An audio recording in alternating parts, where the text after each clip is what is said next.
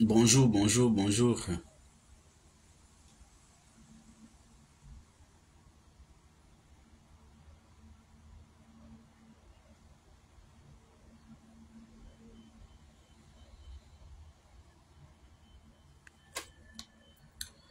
Alors, bonjour mesdames et messieurs, soyez salués. Nous étions hier, mardi 18 juin 2024. L'actualité ivoirienne était dominée par la tenue d'un congrès hier par le président de la République, M. Alassane Ouattara, qui avait convoqué les deux chambres du Parlement ivoirien, donc le Sénat et l'Assemblée nationale. Les Ivoiriens étaient tous braqués hier sur cet événement en Côte d'Ivoire. Malheureusement, la montagne a accouché d'une petite souris. Alors, après le congrès, il y a eu plusieurs débats entre les Ivoiriens sur des différents panels et tout. Et j'ai compris que chacun défendait une posture. D'un côté, vous trouverez des Ivoiriens, notamment ceux du RHDP, donc du parti au pouvoir, donc des soutiens d'Alassane Ouattara. Oui, le président a fait un brillant exposé. Oui, le président a dit ce qu'il devrait dire. Il n'y a pas mot à dire. D'autres même sont allés jusqu'à lui donner 20 sur 20. Vous trouverez aussi des Ivoiriens, notamment ceux qui ne se réclament pas d'Alassanistes, qui ne se réclament pas du parti au pouvoir, donc notamment l'opposition ivoirienne et même de la société civile. Vous les trouverez aussi dire non, discours plat, vide, qui n'avait même pas lieu d'être. La tendance est partagée. Mais ça dépend de où on est. Mais la réalité, c'est quoi? Ça rattrape tout le monde.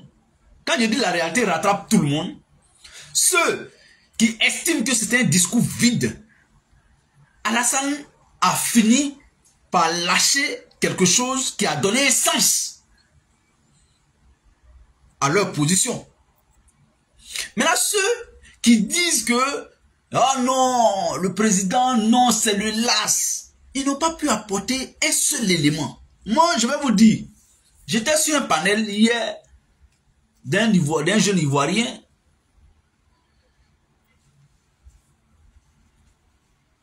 J'ai posé la question à celui qui défendait la position du Congrès. Donc la position du président Ouattara. Donc celui qui était défenseur du discours. Je lui ai posé une question. Mon frère, en l'an 2020, quand on est allé au Congrès, quand le président a convoqué le Congrès à Yamoussoukro, notamment le 5 mars 2020, qu'est-ce qui est ressorti de phare et qui a fait le buzz presque jusqu'à aujourd'hui, qui continue de refaire surface? C'était quoi? C'était quelle mesure?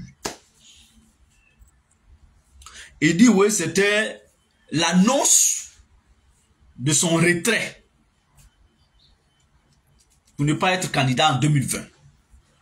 Et il a profité pour introduire des réformes constitutionnelles.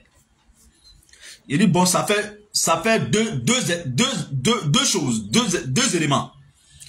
Il a dit qu'il se retirait. Il a aussi profité pour proposer des réformes constitutionnelles. Le congrès de 2023, qu'est-ce qui a fait le buzz? Et jusqu'à aujourd'hui, qui continue de faire le buzz, politiquement parlant.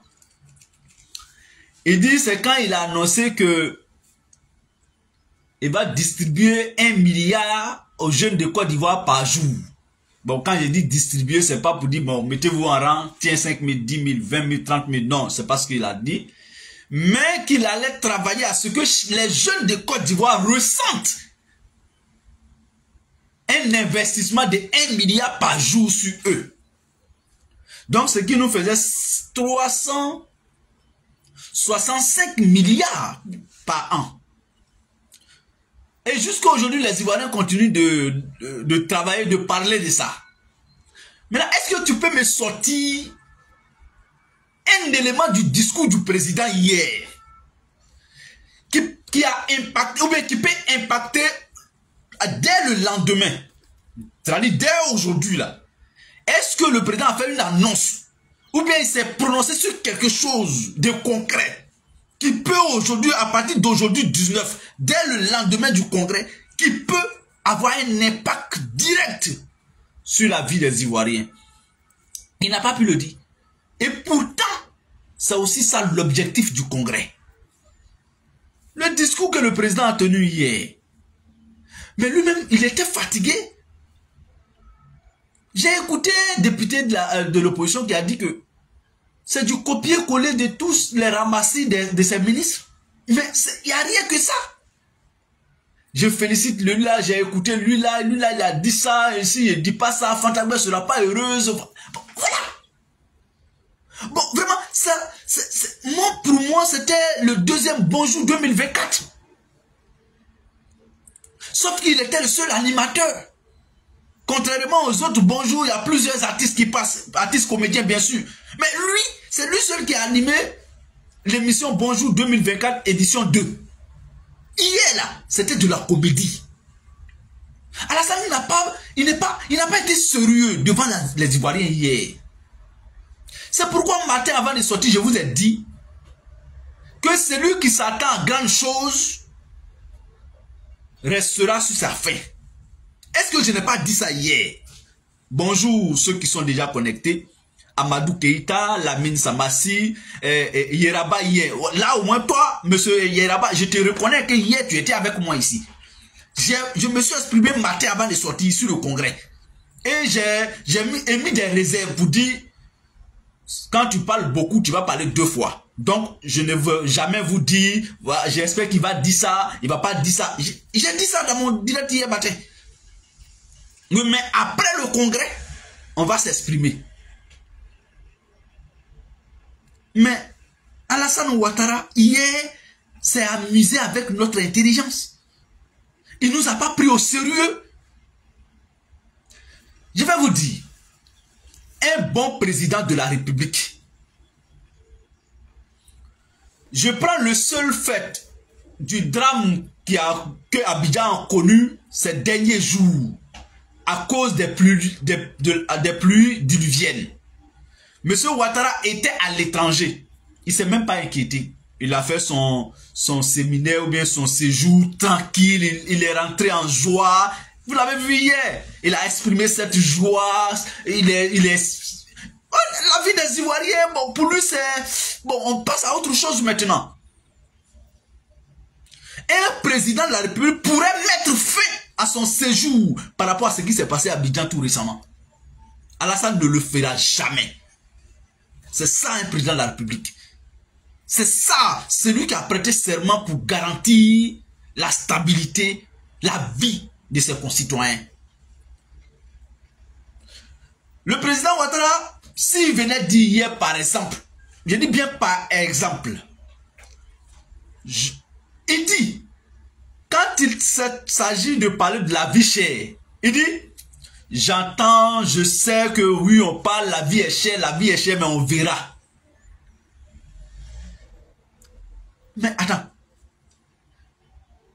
C'est-à-dire, le président vient au congrès et il n'a pas de mesure, il n'a pas de solution concrète à proposer aux Ivoiriens. Si le président venait dire hier, en janvier dernier, nous avons annoncé une augmentation de 10% sur le coût de l'électricité. Après quelques 6 mois, j'ai entendu, je vois que les Ivoiriens sont un peu étouffés.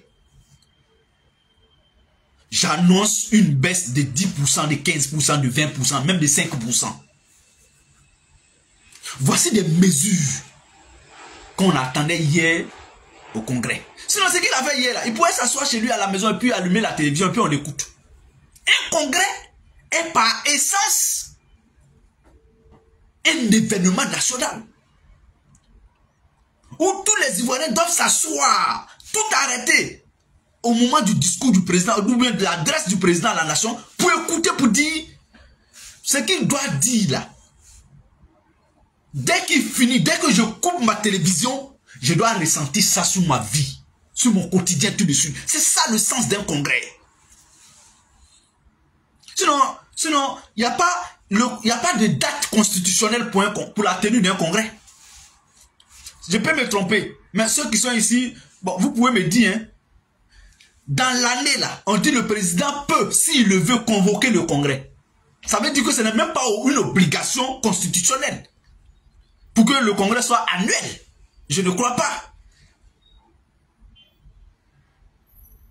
Non, le président Ouattara n'avait pas d'obligation constitutionnelle, n'avait pas d'obligation de date pour dire on ne doit pas dépasser le 18 juin. Il pouvait, s'il n'avait rien à dire, c'était encore tellement plus simple ne pas annoncer de congrès. En fait, ce que moi je retiens très bien, je peux me tromper, mais je pense que c'est Chris Yapi qui avait raison. Alassane Ouattara n'a pas convoqué ce congrès-là pour venir s'amuser avec le public. On a trop de comédiens en Côte d'Ivoire pour que lui vienne s'ajouter à eux. Alassane n'a pas convoqué ce congrès pour venir nous dire ce qu'il a dit hier. Je vais vous annoncer deux raisons que pour moi peut être objet de débat. Mais deux raisons. En fait, après l'annonce de la date du congrès, un événement s'est produit. Un événement majeur s'est produit ici en France. Du jamais vu depuis plus de 20 à 30 ans dans la politique française. Attends. L'extrême droite a repris l'Europe, c'est-à-dire a gagné dans les législatives européennes à plus de 30% à plus de 30% des voix. 2 fois que le parti présidentiel en France, qui tourne autour de 14 à 15%, l'extrême droite est allée jusqu'à 32-33%. C'est du jamais vu. C'est pourquoi Macron a dissous l'Assemblée nationale ici en France. Et les Français sont appelés à s'exprimer le 30 juin et le 7 juillet 2024 pour une nouvelle élection législative. Si Macron paie encore ça, ça va influencer directement la politique ivoirienne, non africaine, et sinon africaine. Et ça, Alassane Ouattara a reculé dans ce qu'il voulait annoncer au Congrès.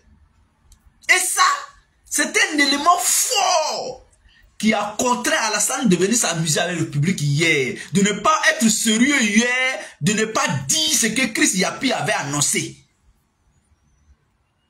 Donc l'événement français ici, des derniers jours, a influencé le discours au Congrès. C'est moi, je vous dis ça. Parce que la politique, c'est la saine appréciation des réalités du moment. Et la réalité du moment, de maintenant, là, c'est que Alassane Ouattara ne s'amuserait pas à venir faire des grandes annonces, ou bien à venir dire je suis ou je ne suis pas, ou bien à venir dire amnistie ou pas, ou bien quoi que ce soit, sans que ce qui est annoncé ici en France ne soit élucidé. Il faut que ça, il voit clair dans les élections législatives en France. Parce que si les résultats restent tels, si les résultats ne changent pas en faveur de Macron, ça ne peut pas arranger Alassane Ouattara. Il faut qu'Alassane Ouattara sera obligé de revoir son organisation politique, ses décisions politiques. Ça, c'est indéniable. On ne peut pas dénier ça. On ne peut pas me dire, le Seigneur, tu mens. Ce serment-là, je prête ce serment pour vous. Donc, Alassane pouvait annuler le congrès. Parce que je vous ai dit qu'il n'y a pas de date constitutionnelle. Bon, il a fait. Ce n'est pas grave. Puisque, en le faisant aussi, ce n'est pas un marquement constitutionnel. Il faut l'admettre. Bon, il a fait, mais je souhaite que eux et nous, on se mette d'accord pour dire que le président Ouattara est venu faire que de la comédie. Demain, quand les gens vont parler de son couple, on va dire, ah, vous vous apprenez à la vie privée du président de la République. Il a dit hier, il dit, si lui, il n'annonce pas des mesures en faveur des femmes là, il aura chaud à la maison avec Dominique Ouattara. Mais c'est un aveu. Les gens pensent que c'est de la musique, c'est de la comédie. Un vrai comédien, il dit, il y a des comédiens, quand vous écoutez sur scène là, il vient dire souvent, oh, moi j'ai connu un monsieur, ça à la maison ça s'est passé. Mais il ne peut pas venir dire à la maison, voici ce qui s'est passé. Donc, ils vont relativiser ça. Et c'est la même chose que le président Ouattara a fait hier. Mesdames et messieurs, chers amis, moi le Séni, vous me connaissez. J'ai même été tout récemment objet de débat. Enfin, j'ai été au centre de bisbis entre moi et mes camarades. Tout simplement parce que Satan voulait me posséder. Satan voulait s'accaparer de moi et de mon cerveau. En croyant que M. Ouattara est un homme d'honneur ou avait une parole encore plus légitime ou une parole d'honneur. Je le dis devant ma caméra. Vous savez, un être humain c'est aussi ça. La cohérence. L'honnêteté. On ne peut pas être cohérent si on n'est pas honnête. On ne peut pas aussi être honnête et ne pas être cohérent. C'est pas souvent, ça va pas. Ces deux choses-là vont de pair. Quelqu'un qui est cohérent, il a un peu d'once d'honnêteté en lui. Vice versa. Moi, tout récemment, j'ai failli croire que M. Ouattara a encore une marge de tolérance. Moi, je vous le dis honnêtement. Mais ce sont mes camarades qui ont eu raison. De ne jamais croire que M. Ouattara, dans telle posture-là, que M. Ouattara peut être quelqu'un de fréquentable. C'est pourquoi vous ne me voyez plus dialogue. Ça sera entre lui et Guillaume Soro. Je ne commenterai plus jamais. Je vous prête ce serment. Alassane m'a déçu, hein. Je parle haut et fort. Monsieur Ouattara m'a déçu, hein. Si vous êtes femme que vous me suivez ce matin, si vous êtes un homme que vous me suivez ce matin, quand je parle de déception là, prenez exemple sur vous. Je ne souhaite pas, mais prenez exemple sur vous. Si dans votre vie, vous avez été une fois déçu par votre conjoint ou par votre petit ami, la déception là, quand le cœur est touché, c'est terminé. Quand le cœur est touché, mais moi j'ai été déçu par Alassane Ouattara. Peut-être que je ne vais pas exposer ici, mais je ne m'attendais certainement pas à grand chose. Mais je me suis dit, seuls les imbéciles ne changent pas. Je ne m'attendais pas à grand chose. Mais je me suis dit, à un moment donné, qu'est-ce qui ne finit pas? Moi, je ne croyais pas à grand chose. Mais je me suis dit que quand on sait que ça, là, ça va finir par s'asseoir et discuter, alors il faut accorder une chance à ça quand ça vient. Mais malheureusement, certainement, je me suis trompé de rôle. Mais peut-être, j'ai prêché dans l'ignorance. Et ça, on ne s'en veut pas d'avoir prêché par l'ignorance. Ou bien, on ne s'en veut pas parce que oui, on s'est trompé par bonne foi ou de bonne foi. Voilà, c'est l'expression que je cherchais. Mais moi, je vous dis, nous, en tout cas, ce qui concerne ma famille politique soroïste, moi, mon combat sera de travailler à maintenir l'atmosphère saine en notre sein. Moi, mon combat de soroïste là, j'ai accepté notre sort. Même si Soro, je touche du bois. Là, le destin présidentiel de Guillaume Soro là, ce n'est pas dans la main d'Alassane Ouattara. Ça ne peut pas être dans la main d'Alassane Ouattara et de ses militants. Ce n'est pas possible.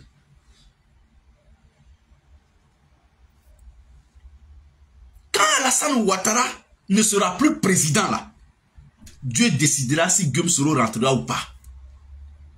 S'il sera président ou pas.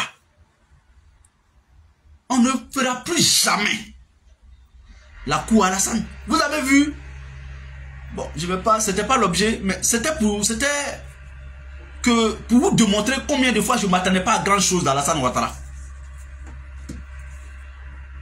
J'ai fait mon live matin puis je suis sorti. Je vous ai dit, un congrès là, c'est quand on a fini d'écouter le peuple.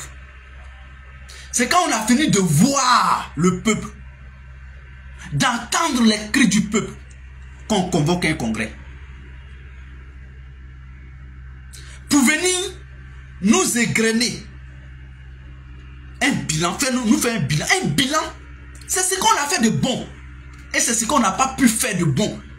C'est notre actif équilibré avec notre passif. C'est ce qu'on a comme acquis. Et c'est ce qu'on poursuit. Et c'est ce qu'on doit aux Ivoiriens. C'est ça un bilan. Mais Alassane est venu nous dire tout ce qu'il lui a fait. Il ne nous a pas dit ce qu'il doit aux Ivoiriens. On me dit un bilan, tout le monde bilan, bilan, bilan. Ils ne savent même pas. Et pour eux, bilan, ça veut dire pont, route, échangeur. C'est pas ça un bilan. D'ailleurs, ça c'est un bilan hypocrite. Ça c'est un bilan de malhonnêteté.